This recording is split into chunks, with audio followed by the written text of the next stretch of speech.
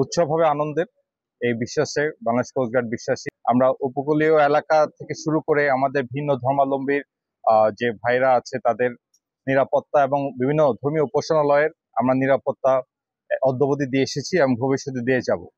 সে লক্ষ্যে আমরা বাংলাদেশ কোস্টগার্ড পশ্চিম জোন আমাদের যে আওতাভুক্ত এরিয়া আছে, আমরা 4টা জেলায় আমরা অপারেট করি।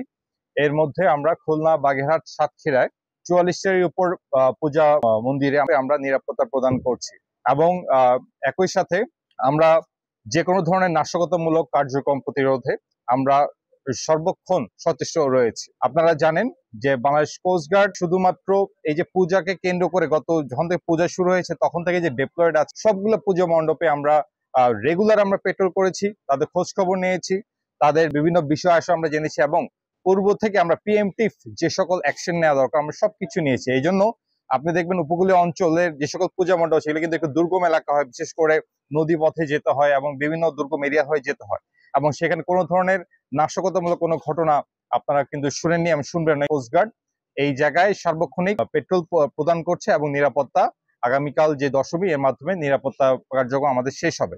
একই সাথে আমি আপনাদের প্রথমে অনুরোধ করব, আগামীকালকে হচ্ছে বিজয় দশমী। এই দিনটাকে কেন্দ্র করে কেউ কোনো অতি উৎসাহী লোকজন দুর্ঘটনার প্রতিরোধে যারা অতি উৎসাহী হয়ে আমরা অতিরিক্ত লোকজন বোটে নিব না, যারা সাঁতার জানি না তারা যেন আমরা বোটে না উঠি এবং যারা বোটে উঠবো প্রতিমা বিসর্জনের সময় তারা যেন আমরা অবশ্যই আমরা লাইফ জ্যাকেট পরি। কোস্টগার্ড আমাদের ইমার্জেন্সি যে কন্ট্যাক্ট নাম্বার, আমাদের যে ওভারঅল যে আমাদের কন্ট্রোল সেল 16111, যে কোনো পরিস্থিতিতে যে কোনো ধরনের সমস্যায় আপনারা কোস্টগার্ডকে এই নাম্বারে ফোন করবেন। আমরা অতি অল্প সময়ের মধ্যে আমরা উক্ত স্থানে পৌঁছে যাবো। এবং সর্বশেষ আবার বলছি যে উৎসব সবসময় আনন্দের হবে, নির্ভয়ের হবে, এটাই আমরা বিশ্বাস করি। সেটা যে উৎসব হবে সবসময় নির্ভয়ের, সেটা নিশ্চিত করবে কোস্টগার্ড বদ্ধপরিকর।